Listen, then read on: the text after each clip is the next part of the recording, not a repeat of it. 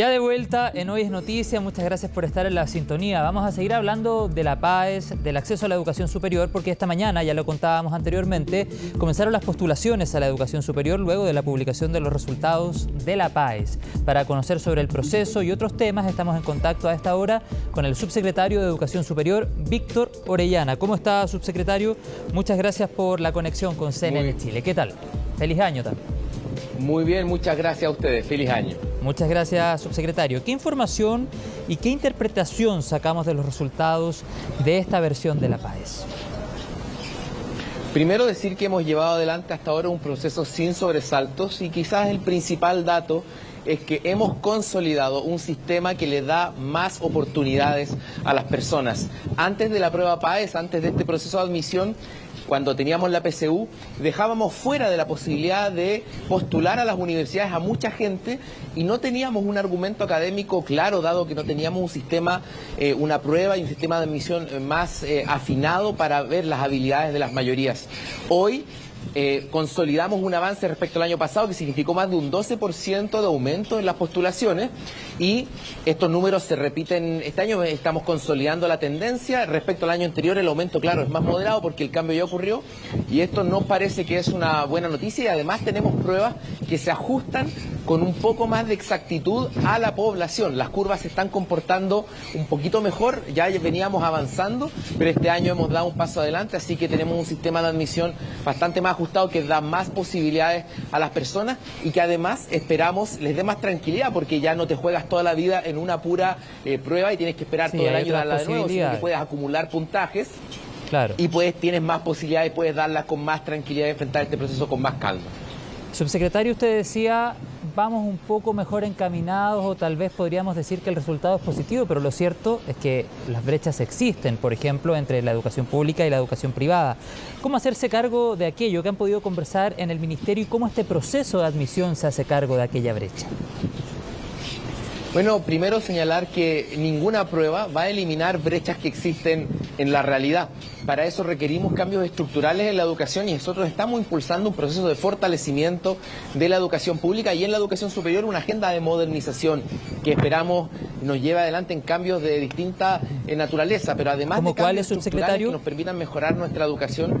Por ejemplo, estamos llevando adelante cambios en el ámbito académico en educación superior que nos permitan una mejor trayectoria. Tú lo mencionabas también anteriormente, un cambio mucho más articulado entre los últimos años de enseñanza media y las trayectorias en educación superior. Hoy día tenemos una estructura de títulos y grados bastante antigua que requiere modernizarse. Tenemos, por ejemplo, que incorporar más el componente online, hacerlo de manera mucho más clara, nítida, tener un mejor sistema de gestión también, una educación superior más moderna que se acomode a las necesidades productivas del país. A veces tenemos áreas en las cuales nos faltan profesionales, a veces tenemos áreas en que hemos egresado también muchos profesionales respecto a las necesidades productivas, estamos trabajando en ello. Ahora, también quisiera puntualizar que aparte de cambios estructurales que los vamos a llevar adelante, tenemos políticas de acción afirmativa. Es decir, por ejemplo, la brecha que tenemos entre varones y mujeres respecto a matrícula en carreras del área científica, este año hemos puesto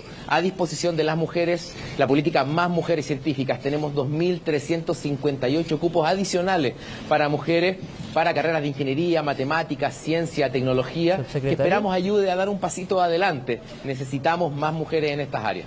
Quisiera preguntarle por el concepto de trayectoria que lo usaba recién en su respuesta anterior y también lo veíamos como un mensaje destacado el día de hoy cuando el presidente de la República precisamente felicitaba y premiaba la trayectoria de cada uno de los estudiantes que estaba allí en el Palacio de la Moneda.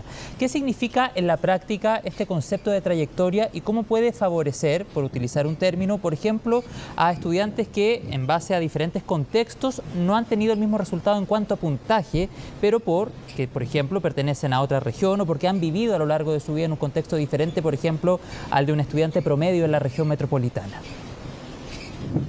Precisamente lo que buscamos es identificar determinados contextos, ya sean modalidades educativas, por ejemplo, situaciones de discapacidad,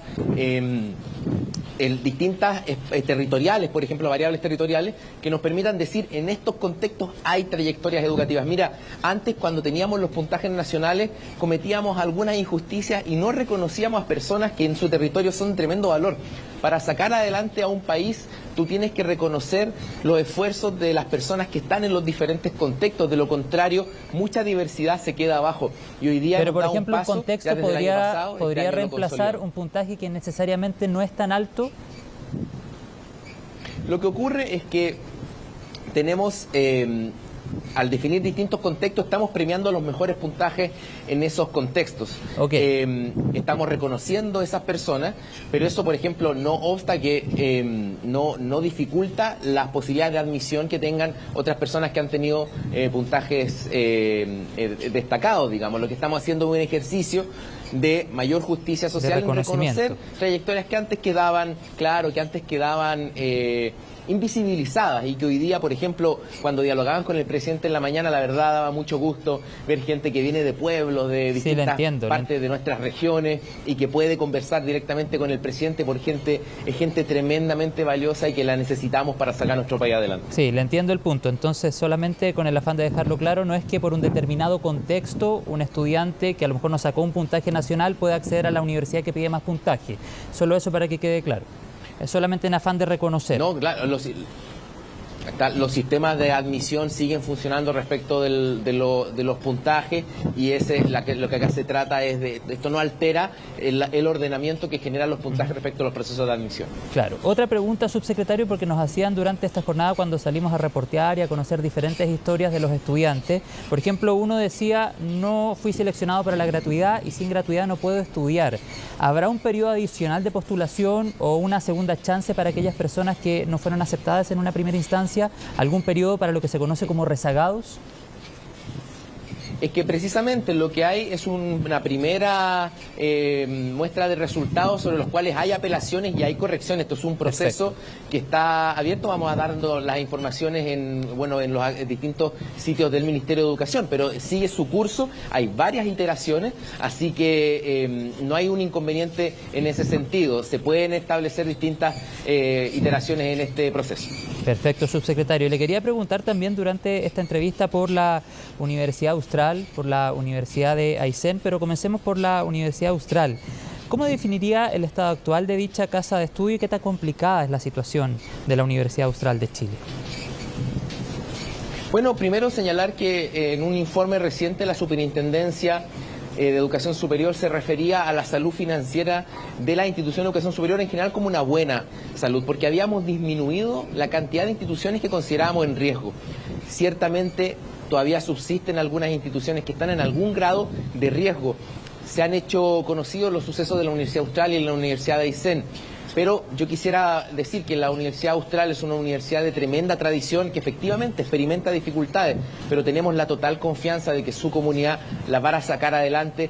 Requiere cambios, tal como ocurre en la Universidad de Aysén, que esa universidad también atraviesa por distintas dificultades, su comunidad la va a sacar adelante. ¿Y cuál es la raya para la suma en ambos casos? Digo, para simplificar, se requiere una modernización de la educación superior. Requerimos gastar mejor lo que ya invertimos. Fíjate tú, invertimos el 1,2% del Producto Interno Bruto en educación superior. Es bastante dinero y es lo que invierten más o menos los países desarrollados. Pero quizás no estamos obteniendo el resultado de esa inversión, dado que nos falta mejor gestión, mejores instrumentos, y nosotros vamos a trabajar junto a la superintendencia para que, ya sea la Universidad Austral o la Universidad de Aysén, aprovechen estas crisis para modernizar sus procesos, y vamos a impulsar durante el año 2024 un proceso global de modernización de la educación superior que esperamos enfrente la raíz estructural de estos desafíos. Necesitamos educación superior para que Chile salte al desarrollo, es fundamental, lo decía el presidente Boric. El conocimiento es el cobre del siglo XXI, así que vamos a trabajar en eso. Subsecretario, el senador Flores, senador por la zona, ha dicho que no descarta administración provisional en la Universidad Austral. ¿Podría ayudar? ¿Usted tampoco lo descarta? Son materias que tiene que establecer la superintendencia.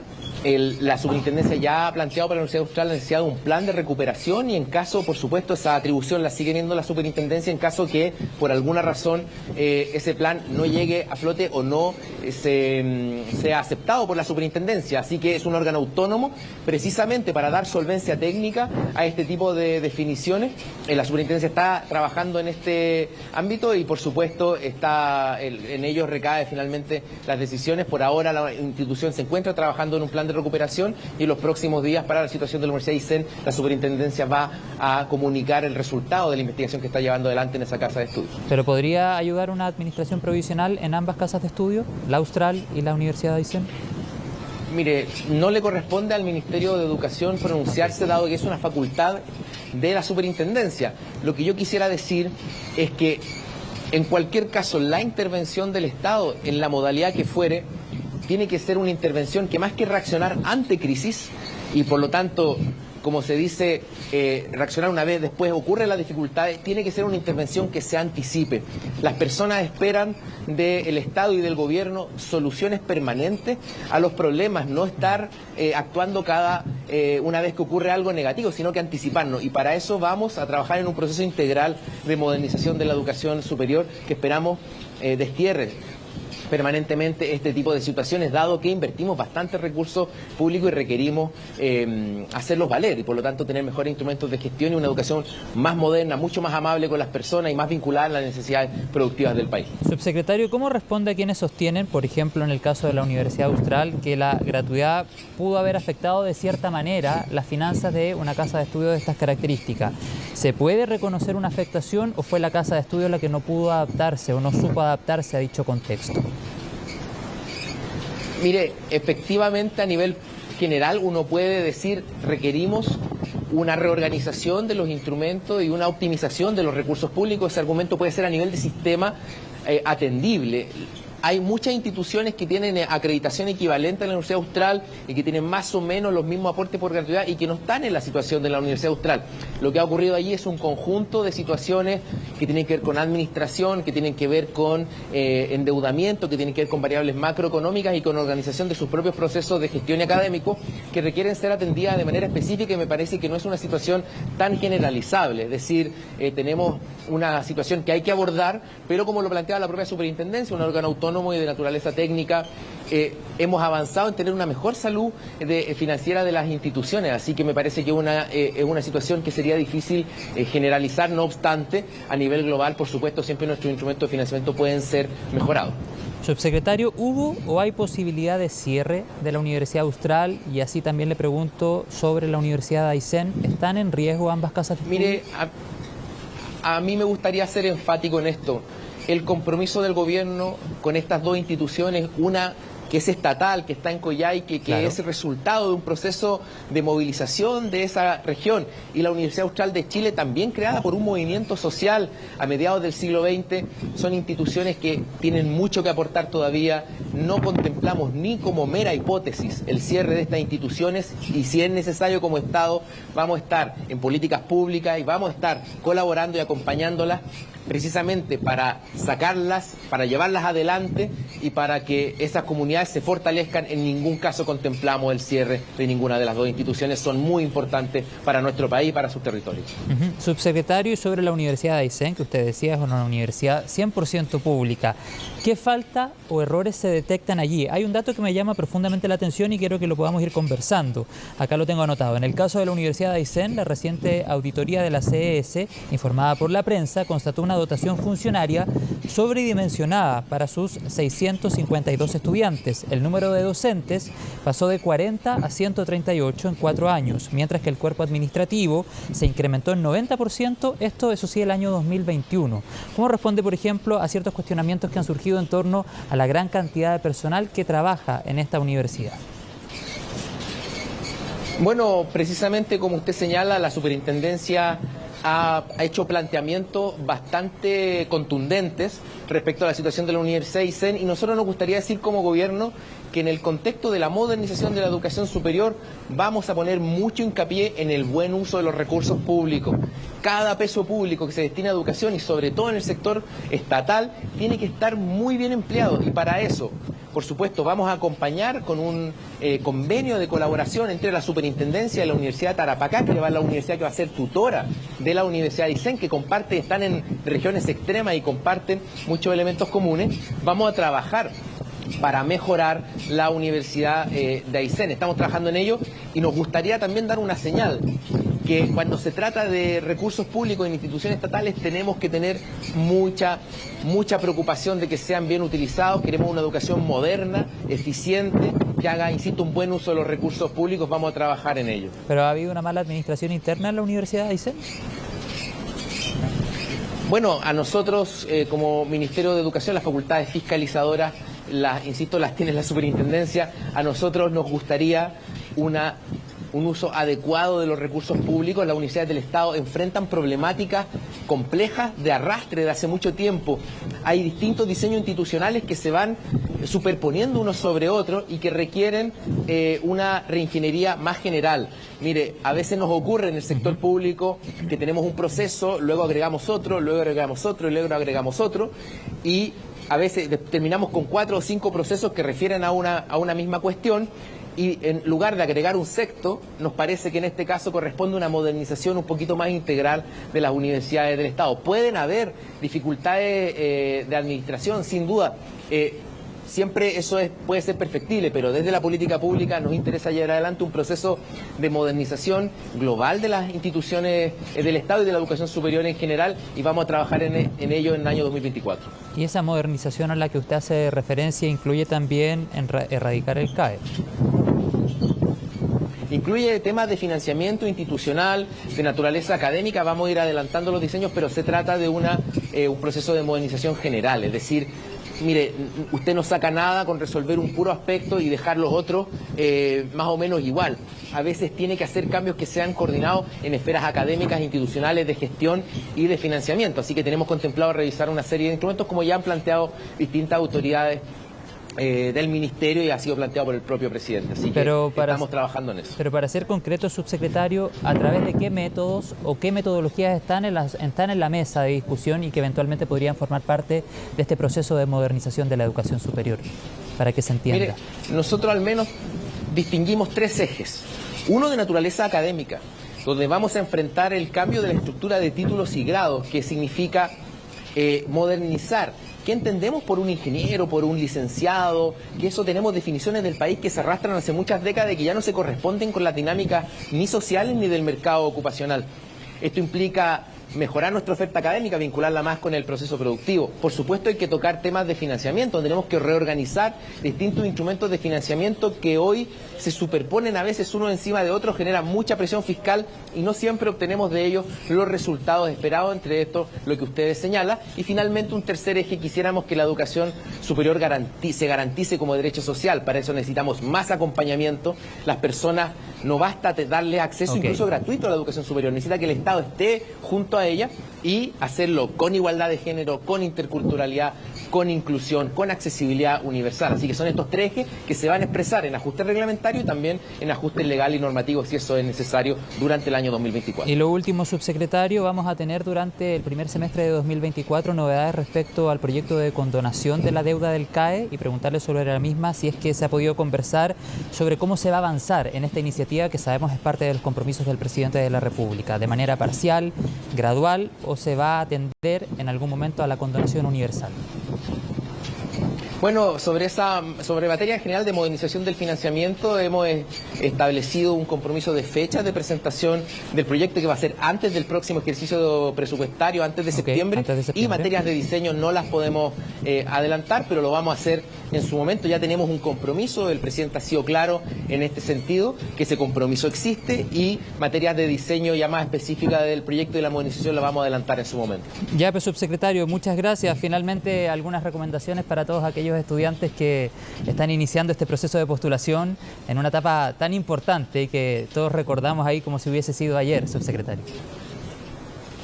Muchas gracias a ustedes, y decir una pura cosa. Sí, por supuesto. Las y los postulantes van a recibir mucha información, hay mucha publicidad, pero la verdadera respuesta está en ellos mismos, en sus sueños, en las actividades que aman, en las actividades significativas. El éxito en la vida depende de una carrera larga, no es una pura decisión, y para eso hay que amar la profesión y el oficio al que uno se dedica. Recordar algunas fechas: hasta el 5 de este mes vamos a tener el proceso de postulación centralizada, vamos a entregar los resultados el día 16 de enero, del 17 al 19 vamos a tener el primer periodo de matrícula y luego del 20 al 26 de enero el segundo periodo de matrícula cuando corren las listas de espera. Así que estas son las fechas y la verdadera respuesta está en cada una de las y los postulantes, que son las actividades que ellos encuentran significativas, las cosas que aman, a veces más que el dinero, más que la opinión de los demás, es lo que importa, lo que uno quiere y lo que uno ama. Así que ese es el gran mensaje que quisiéramos transmitir a las y los jóvenes que están en estas importantes fechas para su futuro. Por supuesto, subsecretario, en una etapa tan importante nos sumamos ahí al llamado que hacía usted como autoridad, todo el éxito para los estudiantes que inician este proceso tan importante y a pensar que tenemos hartos años para trabajar, así es que hacer algo que les guste para que no se vuelva tedioso.